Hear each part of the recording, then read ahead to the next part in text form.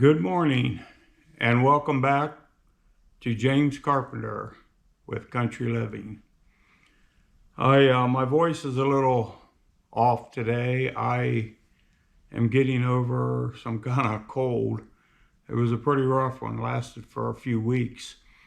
And I'm still actually winding down from it now.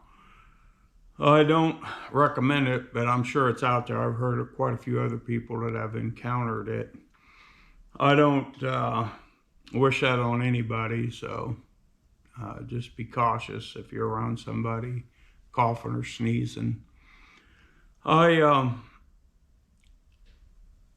obviously haven't posted any videos regularly due to the fact that I've been under the weather, but I have subsequently finished those jewelry boxes you've seen in one of the other videos. And also did another quick little box yesterday, which I thought turned out real well.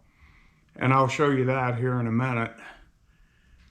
It's one that I talked about being scrap earlier on, but I wasn't going to scrap it. I was going to make something out of it. And I'll show you what I did with it. Now, I'm going to show you 4 boxes total. And 2 of them are Christmas gifts. And, well, let's just do it.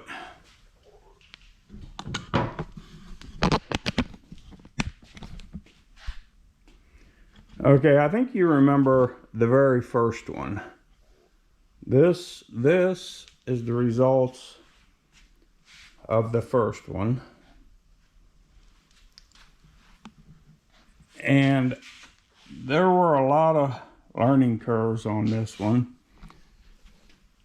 Now what I ended up doing with it was I turned it into like a personal stash box for me.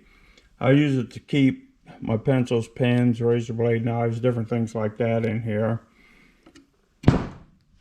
So that's one. And remember, these are 3/4 inch thick. They're hardwood flooring. And it was purchased as basically scrap, so pennies on a dollar, including these knobs. We've talked about those in previous videos. Okay, now we're going to go to the results of the very first jewelry box, which is this one here.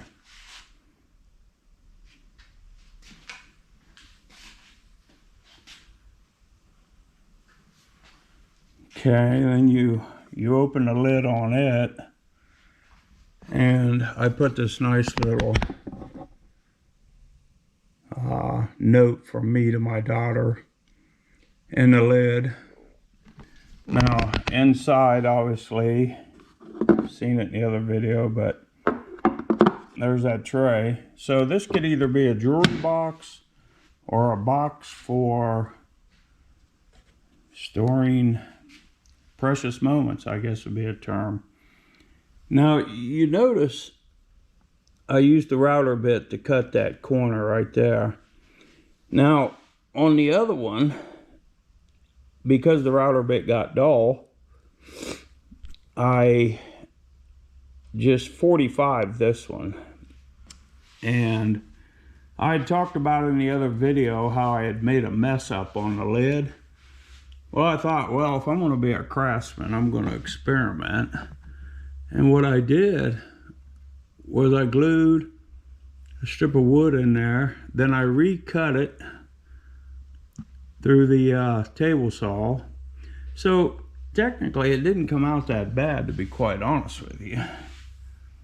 It turned out pretty good. And now we'll open it up.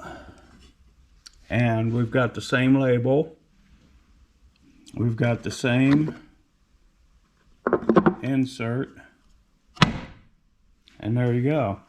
Now that one that I made and it was sized wrong, I ended up turning it into what you see here, which I personally think the way I did the lid was very unique. Let me do it from the side view. Hopefully you can see that. I basically just cut it on a table saw, and it's like a step, and what happens is it goes clear down into here and then up onto here, and it gives it